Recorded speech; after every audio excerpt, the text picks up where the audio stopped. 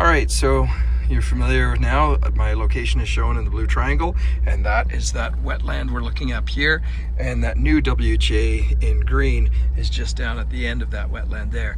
So we're now going to proceed into looking at the backside of this critical habitat, because I did notice that there was a clear cut in here, and I'll just show you on the map here. This is what that clear cut looks like. Now you can see about 60% of it's outside the critical habitat, but about 40% of it is inside that critical habitat polygon.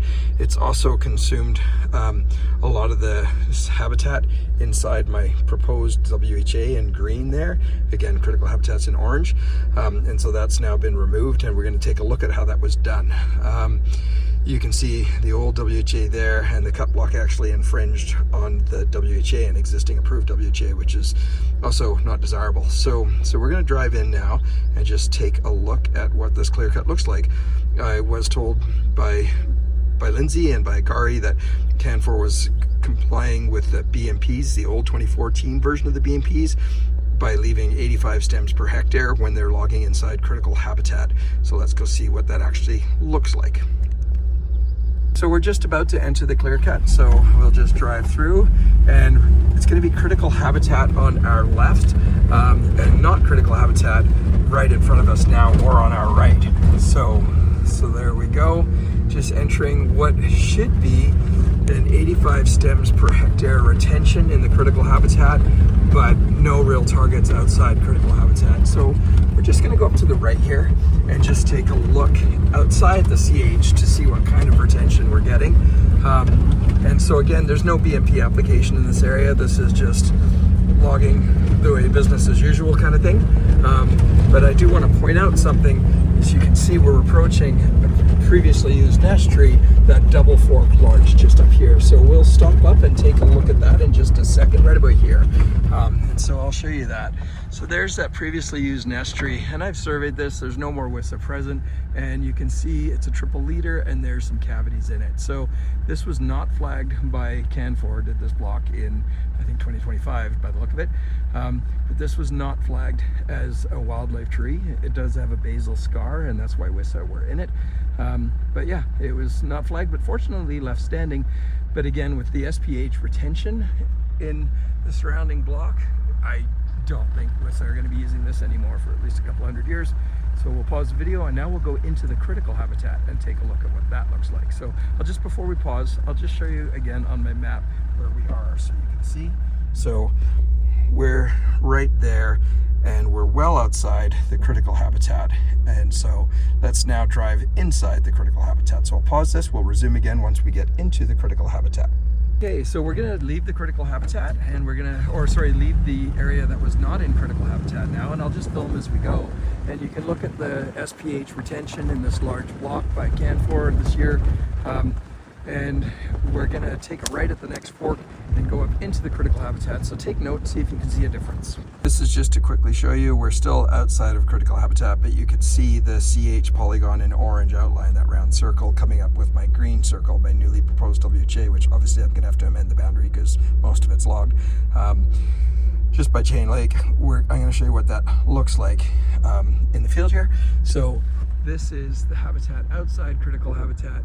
And then you can see the SPH increases, if you can make it out slightly, once we get in. So where the trees get a little more dense, that is actually the start of the critical habitat polygon. So we'll pause here, and we're going to drive down another road and get into that critical habitat. Here we are again on the boundary of the CH, just above Chain Lake. You can see we're at that orange boundary, and we're entering that newly proposed WHA that's going to get amended now because the block's taken most of it, or a good chunk of it. So I'll just show you out the window here what it looks like. So this is outside the CH there, and this is inside the CH where BMPs were applied, purportedly to achieve 85 stems per hectare as per the old 2014 BMPs, but not complying with the new 2023 BMPs, which are aiming at 185 stems per hectare. 170 stems per hectare. So Kari was targeting retention of 85 stems per hectare in this critical habitat logging as per the 2014 BMPs. So I'll pause again and we'll go a little deeper. So here we are, again, our blue triangle. You're familiar now with the process. We're inside near the middle of the WHA that I was going to propose. I have found a pair of wissa that are still active down there in about the center, and they're now trying to nest. There's a fresh cavity in an aspen tree with a pair calling around it. So that's what's happening here, and it's the residual pair that used to be here. Whether or not they persist, I don't know, but from looking at the new BMPs and guidance document from Les, it's unlikely with the SPH retention we're seeing. So you can see we're in the heart of CH here, and we're just on the edge of their cut block. And so in theory, we're achieving 85 stems per hectare. So now I'm just going to pan up and show you what that looks like. So I'm not a forester, and I'm not going to make a judgment, or at least with any validity, but I personally don't feel this has achieved 85 stems per hectare. Up here, just as we walk along, and again, that should be measured. I think this site warrants an investigation, mainly because we have, in this critical habitat polygon, we have a residence feature. And the residence feature was actually noted by CANFOR with triple flagging and a Williamson sapsucker sign on it.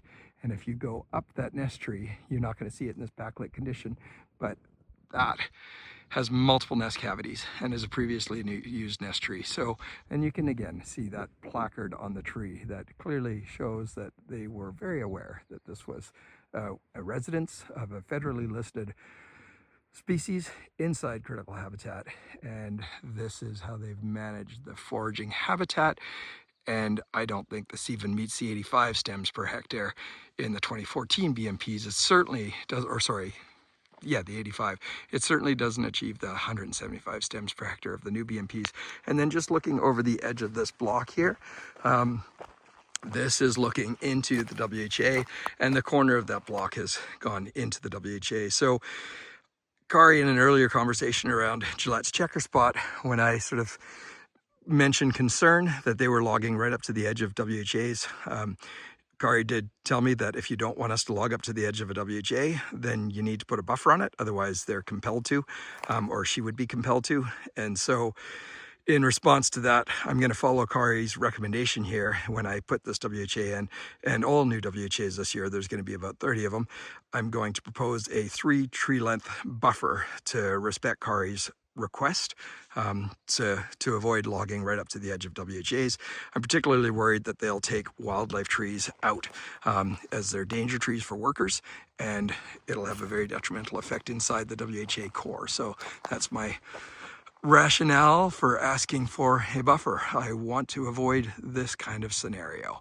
This is obviously not going to be used by wissa anymore. So yeah, so that's it. That's how the BMPs are being applied inside critical habitat.